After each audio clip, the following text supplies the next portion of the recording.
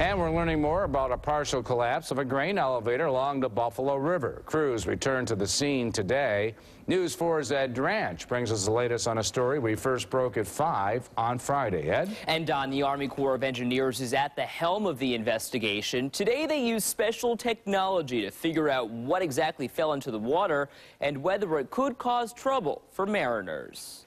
Crews were back at the scene cleaning up after part of this historic grain elevator complex fell into the Buffalo River Friday. It happened during a scheduled demolition by the Ontario Specialty Contracting Group.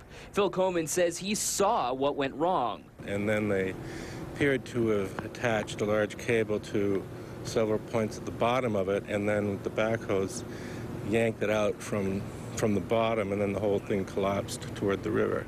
Just days later, you can see a lot of the wreckage has been removed from the Buffalo River, but the fact is there are still pieces of the marine tower in the water. And at only 22 feet deep, the Army Corps of Engineers says that could cause a hazard for shipping traffic.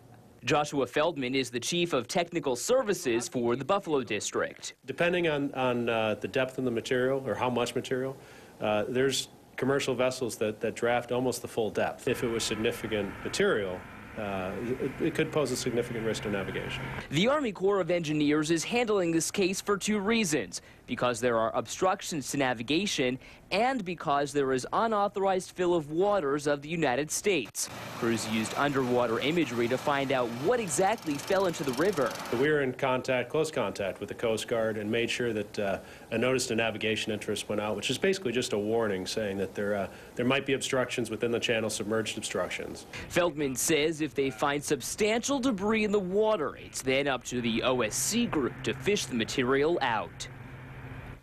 OSC representatives still will not return any calls or schedule any meetings with the media.